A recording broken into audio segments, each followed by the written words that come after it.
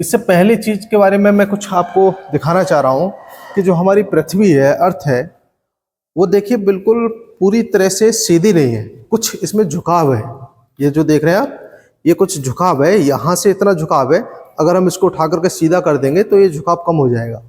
या ये वाला जो आप पॉइंट देख रहे हैं, ध्रुव, ये बिल्कुल किनारे पे है, बीच में होना चाहिए था। तो मतलब पृथ्वी का झुकाव है, ये 23.5 डिग्री का झुकाव है। ये जो झुकाव है इसके बारे में आज चर्चा करेंगे और इन ग्रहीय पवनों या सनातनी पवनों के बारे में बात करेंगे। इसका मतलब यह है ग्रहीय, सनातनी या स्थायी, किसी एक दिशा को पवन चलती है, उन चलती हुई पवनों को हम ग्रहीय, सनातनी या फिर स्थायी पवन कहते हैं। पूरी पृथ्वी पर ये चलती हैं। उन चीजों को समझने से पहले हमें यह समझना होगा कि इस तरह से ये हमारी पृथ्वी का भाग है, इसको हम 0 डिग्री या विषुवत रेखा कहेंगे। इसको विषुवत रेखा, ये 0 डिग्री पर है। इसके ऊपर का जो क्षेत्र है उत्तरी ध्रुव, नीचे का जो क्षेत्र है दक्षिणी ध्रुव है। अब यहां पर देखिए 23.5 डिग्री के आसपास जो क्षेत्र है वह कर्क रेखा के नाम से जाना जाता है, कर्क रेखा। और 23.5 डिग्री साउथ में यानी दक्षिण में 23.5 डिग्री अगर बात करें तो 23.5 डिग्री साउथ में, ये नॉर्थ में, ये साउथ में। तो यहाँ पर मकर रेखा है, मकर रेखा। और 66.5 डिग्री ऊपर आप जाएंगे, 66.5 डिग्री नॉर्थ में, तो यहाँ पर आर्कटिक रेखा है। 66.5 डिग्री साउथ में जाएंगे तो यहाँ पर एक रेखा है जिसका नाम है अंटार्कटिक, अंटार्कटिक रेखा है। तो ये सारी के सारी रेखाओं में बटा हुआ है हमारी पृथ्वी का भाग। मैंने जो अभी आपको रेखाओं के बारे में दर्शाया है वो खासकर हमारी पृथ्वी पे है। ये पृथ्वी के बीचों बीच जो आप रेखा देख रहे हैं वह है 0 डिग्री या भूमध्य रेखा। इसके ऊपर 23.5 डिग्री ऊपर है, 23.5 डिग्री दक्षिण में मकर रेखा, ये दक्षिण में है। तो इस तरह से कुछ रेखाओं को मैंने सरलतम रूप में यहाँ इस तरह से आपको दिखाया है। ये बेल्ट के रूप में चारों तरफ है, पृथ्वी के चारों ओर गोल घूमी हुई हैं सारी रेखाएं। अब वैसे तो हम ग्रहीय स्थायी पवनें पढ़ रहे हैं, लेकिन उससे पहले हम देख लेते हैं, चूंकि हमारी पृथ्वी झुकी हुई है 23.5 डिग्री, तो ऐसा नहीं है कि किसी एक एंगल पर झुकी है और वो हमेशा उसी को झुकी रहेगी। जिधर ये झुकी हुई है, जैसे ये पार्ट इसका झुका हुआ है और हमारा भारत जो है वो ये है, तो ये भारत अब देखिए पीछे को आ गया है और उसके बाद फिर से साइड में आकर के फिर से आगे आ गया है। पूरे वर्ष के दौरान ऐसा होता है कि हमारी पृथ्वी आगे फिर पीछे, फिर आगे फिर पीछे, इस तरह से चलती रहती है। लेकिन सूर्य की किरणें एक जगह बिल्कुल सीधी रेखा में पड़ती हैं। तो 21 मार्च और 23 सितंबर, 21 मार्च और 23 सितंबर को सूर्य की किरणें सीधी सीधी विषुवत रेखा पर चमकती हैं। डेट याद रखेंगे, 21 मार्च और 23 सितंबर। इसके अलावा 21 जून को सूर्य की किरणें सीधी कर्क रेखा पर चमकती हैं और 22 दिसंबर को सूर्य की किरणें मकर रेखा पर सीधा सीधा चमकती हैं। जब 22 दिसंबर आता है तो यहाँ पर सूर्य की किरणें बिल्कुल यहाँ पर होती हैं, बिल्कुल सीधी होती हैं यहाँ पर, और इस क्षेत्र में गर्मी होती है। जबकि 22 दिसंबर को हमारे जहाँ पर भारत है, हम लोग यहाँ पर रहते हैं भारत में, अगर 22 दिसंबर हो रहा है तो हम लोग इंडिया में रहते हैं, इधर यहाँ पर बहुत सर्दी होगी, क्योंकि सूर्य की जो किरणें हैं वो यहाँ पर लंबवत चमक रही हैं, मकर रेखा पर चमक रही हैं। तो ये डेट आप याद रखना है, 21 जून को ये किरणें भारत के बीचों बीच यानी कि कर्क रेखा पर सीधे सीधे चमकती हैं। तो यहाँ पर 21 जून को हमारे यहाँ शुष्कता बहुत ज़्यादा होती है और टेम्परेचर बहुत अधिक होता है। अब होता यह है 21 जून के बाद 22 जून को सूर्य नीचे को आएगा, 23 जून को और आएगा। इसी तरह से सूर्य आगे बढ़ता रहता है क्रमबद्ध तरीके से। जून के बाद जुलाई, फिर अगस्त, फिर सितंबर, फिर 23 सितंबर आते आते सूर्य विषुवत रेखा पर चमकने लगता है। फिर सितंबर के बाद अक्टूबर आता है, फिर नवंबर आता है, फिर दिसंबर आता है। फिर दिसंबर में 22 दिसंबर को सूर्य यहाँ पर मकर रेखा पर सीधा सीधा चमकता है। अब देखो दिसंबर हो गया है, अब दोबारा से नए साल की जनवरी आ गई, तो जनवरी, फिर फरवरी, फिर मार्च। तो देखो 21 मार्च को फिर से सूर्य विषुवत रेखा पर चमकेगा। फिर मार्च के बाद अब ये 2 बार सूर्य यहाँ पर और 1 बार यहाँ पर 2 बार चमक चुका है, या 2 बार सीधी रेखाएं विषुवत रेखा पर पड़ चुकी हैं। अब मार्च के बाद अप्रैल, मई और जून, फिर से जून आ गया है और फिर से ये भारत के बीचों बीच रेखाएं सीधी सीधी पड़ रही हैं। तो ये पूरी की पूरी हमारी पृथ्वी का फ्लो है। इस तरह से सूर्य की किरणें चलती रहती हैं, लेकिन इससे ऊपर किरणें नहीं जाती हैं। बस विषुवत रेखा से कर्क रेखा और कर्क रेखा से विषुवत होकर के मकर रेखा, यहाँ तक चलती रहते हैं। अब इसमें क्या है, इसमें ICTZ या फिर जब आप बात करेंगे कि सूर्य कर्क रेखा पर है, तो यहाँ ये जो पेटी है, ये जो विषुवत रेखीय पेटी है, इस क्षेत्र में 5 डिग्री उत्तर से 5 डिग्री दक्षिण के बीच में एक डोलड्रम की पेटी पाई जाती है। इसको डोलड्रम की पेटी कहते हैं। यहाँ पर बहुत ज़्यादा यानी कि टेम्परेचर सर्वाधिक होता है यहाँ पर, और ज़्यादा तापमान होने की वजह से यहाँ की हवाएं वायुमंडल में ऊपर उठ जाती हैं गर्म होकर के, और जब गर्म होकर के उठ जाएंगी तो ये क्षेत्र खाली खाली हो जाएगा। जब खाली हो जाएगा तो यहाँ बाहर से यानी कि इधर से हवाएं इधर को आनी शुरू हो जाएंगी, ऐसे करके।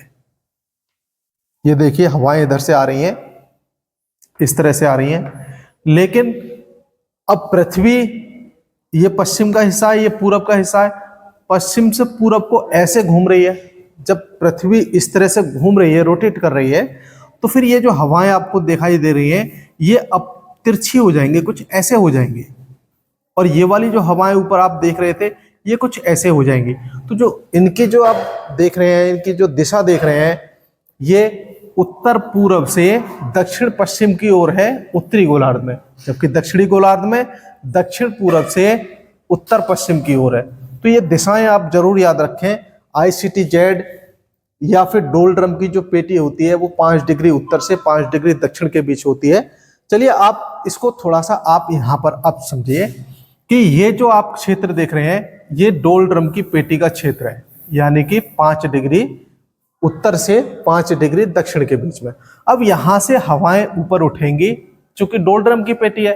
अब जब डोलड्रम की पेटी है, यहाँ पर टेम्परेचर ज्यादा मिल रहा है, तो ज्यादा टेम्परेचर, हवाएं ज्यादा गर्म हो जाएंगी, गर्म होकर हवाएं ऊपर उठ जाएंगी।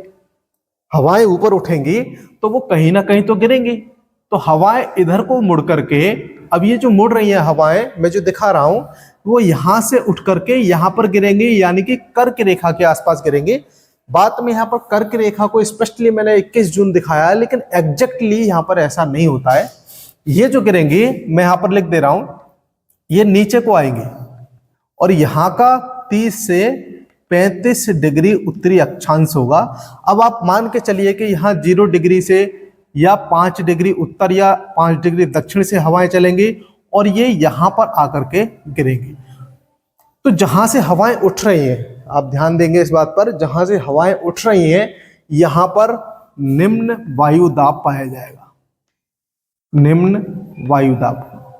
बच्चों वायु में भी एक दाब होता है, एक वजन होता है वायु में। जैसे वायु है तो वायु में वजन होगा, इसी तरह ये जो वजन है, यहाँ पर वायु ऊपर उठ चुकी है तो वजन कम हो जाएगा, तो निम्न वायु दाब हो जाएगा। अब जहां पर भर भर के हवाएं नीचे को आ रही हैं तो यहाँ पर वायु दाब ज्यादा हो जाएगा। तो ये जो ज्यादा हो जाता है, यहाँ उच्च वायु दाब होगा, उच्च वायु दाब। मैं आपको जो समझा रहा हूं वो ग्रहीय, सनातनी या स्थायी पवनों के बारे में बात चल रही है। ये जो उच्च वायु दाब आप दिखाई दे रहा है, अब सवाल ये है, हमारा एक नियम है पूरी पृथ्वी का या पूरे सौरमंडल का या पूरे ब्रह्मांड का, कि हवाएं हमेशा उच्च वायु दाब से निम्न वायु दाब की ओर जाएंगी और पानी हमेशा ऊंचे से नीचे जाएगा। जैसे ये पर्वत है और ये गड्ढा है नीचे को, तो ऊंचे से पानी नीचे जाएगा और उच्च वायुदाब से पवन निम्न वायुदाब की ओर जाएगी। तो इस तरह से यहाँ उच्च वायुदाब की पेटी है, उच्च वायुदाब की पेटी से निम्न वायुदाब की पेटी यानी डोलड्रम की पेटी की ओर हवाएं चलती हैं और जो हवाएं चलती हैं ये पूरे वर्ष भर चलती है। मैंने आपको बताया कि ये हवाएं सीधे सीधे चलती हैं कुछ इस तरह से, लेकिन चूंकि पृथ्वी इधर को घूम रही है, ये पश्चिम है, ये पूरब है, तो पश्चिम से पूरब घूम रही है, तो ये हवाएं तिरछी हो जाती है, कुछ ऐसे हो जाती हैं। इसलिए इनकी दिशाओं को आपको नोट करना बहुत आवश्यक है। मुझे लगता है कि ये आपका टॉपिक क्लियर हो गया होगा। ये जो हवाएं हैं, इन हवाओं को, नंबर 1 है ये, इन हवाओं को व्यापारिक पवनें कहा जाता है। व्यापारिक पवनें। क्या आप व्यापारिक पवनों को अब अच्छे से बता पाएंगे? तो मुझे लगता है कि यहाँ पर 30 से 35 डिग्री से चलने वाली हवाएं जो डोलड्रम की पेटी की ओर आती हैं, उनको हम व्यापारिक हवाएं कहते हैं, और ये पूरे वर्ष भर चलती हैं। इन्हें व्यापारिक पवनों का नाम इसलिए दिया गया क्योंकि जब शुरुआत में इंजनों का विकास नहीं हुआ था, तो ऐसा होता था कि जो जहाज होते थे, पानी में चलते थे, इन जहाजों पर पाल लगा दिया जाता था और पाल पर हवाएं सीधे सीधे चलती थी, टच करती थी, और ये अपने आप पुश होकर के आगे बढ़ता था। तो अपने आप आगे बढ़ रहा है, व्यापार करने में आसानी है, इसलिए इसको व्यापारिक पवनें कहते हैं। अच्छा, यहाँ पर उच्च वायुदाब है, ये तो सबको पता है। ये वाला देखो 30 डिग्री से 35 डिग्री के बीच है, तो यहाँ पर भी उच्च वायुदाब है और इधर भी उच्च वायुदाब है। ये भी 30 से 35 डिग्री के बीच है। जो मैं उत्तरी गोलार्ध में आपको समझाने का प्रयास कर रहा हूँ, वही दक्षिणी गोलार्ध में सेम है। अब ये उच्च वायुदाब से निम्न वायुदाब, अब यहाँ पर निम्न वायुदाब है। निम्न वायुदाब आपको 60 से 65 डिग्री के बीच मिलेगा, यानी कि कुल मिलाकर के आप मान लीजिए आर्कटिक रेखा के आसपास। तो यहां से हवाएं फिर से निम्न वायुदाब की ओर जाएंगी, और इसी तरह से यहां से ये जो उच्च वायुदाब आपको दिखाई दे रहा है, इस उच्च वायुदाब से निम्न वायुदाब की ओर हवाएं जाएंगी।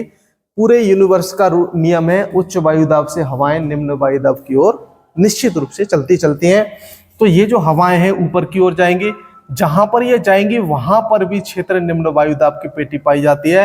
अब आपको एक अलग से रफली नोट करना होगा, मैं इधर साइड में लिख दे रहा हूं आपको कि कहां पर निम्न वायुदाब, कहां पर उच्च वायुदाब। ये देखिए, यहां पर एक अलग सा चार्ट बना लेते हैं। ये मैंने आपको एक चार्ट सा बना दिया यहां पर। ये 0 डिग्री है, ये 30 से 35 डिग्री।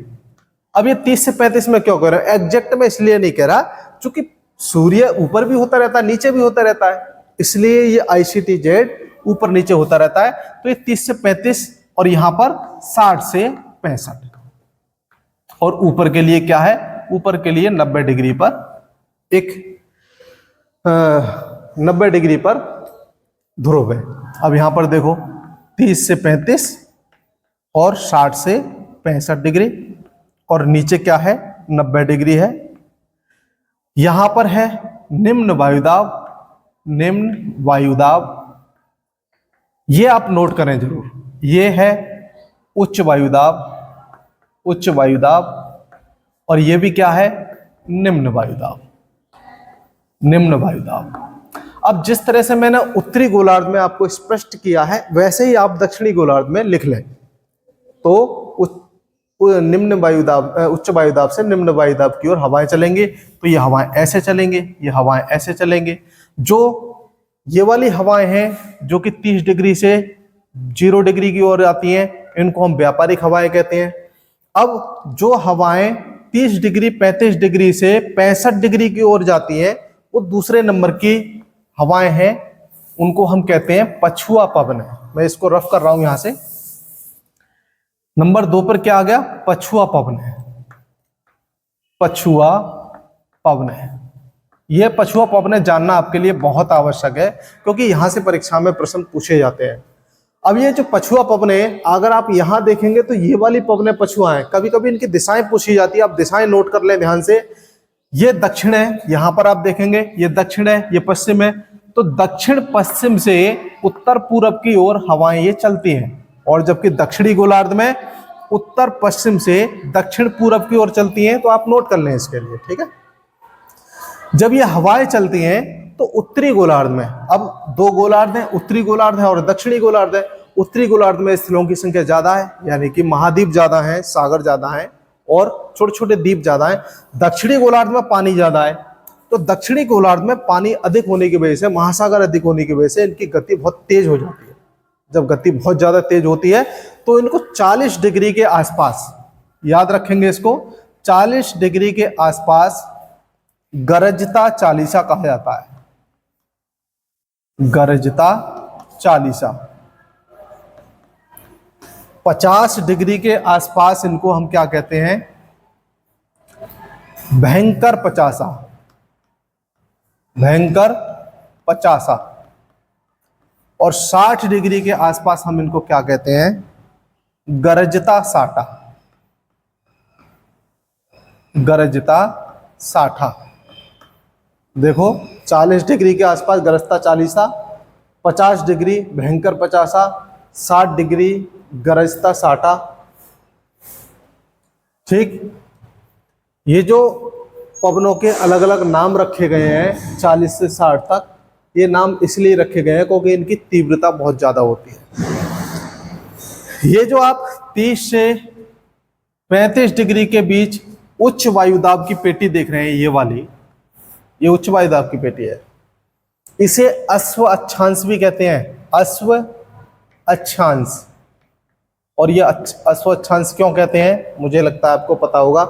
अश्व अक्षांश इसलिए कहते हैं, अश्व मीन्स होता है घोड़ा और अक्षांश मीन्स होता है ये जो रेखाएं खींची जाती हैं पूर्व से पश्चिम की ओर, ये रेखाएं अक्षांश होती हैं। तो जब भी कभी हमारा जहाज यहाँ से निकलता था, पानी का जहाज, दक्षिणी गोलार्ध की बात कर रहा हूँ मैं यहाँ पर, दक्षिणी गोलार्ध में जब पानी का जहाज निकलता था तो यहाँ पर वायु दाब ज़्यादा होने की वजह से ऐसा होता था कि हम 100 घोड़े भर के लाए हैं, अगर 100 घोड़े को लोड किया हमने और 100 घोड़े ला रहे हैं, तो वायु का दबाव जहाँ पर भरे थे वहाँ कम था। अब अश्वक्षांश पे आ गया तो दबाव ज़्यादा बढ़ गया। दबाव ज़्यादा बढ़ जाएगा तो जो नाव है, हमारा जहाज है, वो डूब जाएगा पानी में। इसीलिए जब दबाव ज़्यादा बढ़ता देखते थे वहाँ के लोग, तो फिर कुछ घोड़ों को वो उतार करके और समुद्र में फेंक दिया करते थे ताकि दबाव थोड़ा कम हो जाए। इसीलिए इसको अश्व अक्षांश की संज्ञा दी गई थी। इसके अलावा ये ध्रुव हैं, उत्तरी ध्रुव, दक्षिणी ध्रुव। ध्रुवों की ओर से पवनें भी निम्न वायुदाब की ओर इस तरह से चलती हैं और इन पवनों को हम ध्रुवीय पवनें कहते हैं।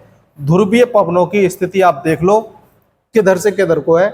ये है उत्तर पूर्व से दक्षिण पश्चिम की ओर, और यहाँ पर दक्षिण पूर्व से उत्तर पश्चिम की ओर इनकी गति है, इनकी दिशा है। तो ये आपने आज ग्रहीय, सनातनी या स्थायी पवनों के बारे में पढ़ा। इसके नेक्स्ट वीडियो में, चूंकि वीडियो ज़्यादा लंबा ना हो जाए, इसलिए नेक्स्ट वीडियो में हम पढ़ेंगे कुछ क्षेत्रीय पवनें, जैसे चिनूक आपने सुना होगा। इन चिनूक वगैरह क्षेत्रीय पवनों के विषय में चाहे तो आप यूपीएससी के बारे में बात करेंगे, यूजीसी नेट के बारे में, असिस्टेंट प्रोफेसर, टीजीटी, पीजीटी, सारे एग्जाम में, परीक्षा में प्रश्न पूछे जाते हैं। परीक्षा के लिहाज से ये जो टॉपिक मैंने पढ़ाया है आज, ये काफ़ी महत्वपूर्ण टॉपिक है। अगर इससे संबंधित कोई सवाल आपके जवाब हो तो कृपया मुझे कमेंट बॉक्स में ज़रूर बताएं। आज के लिए इतना ही, थैंक यू। अरे लड़कियों आ जाओ, नमस्ते।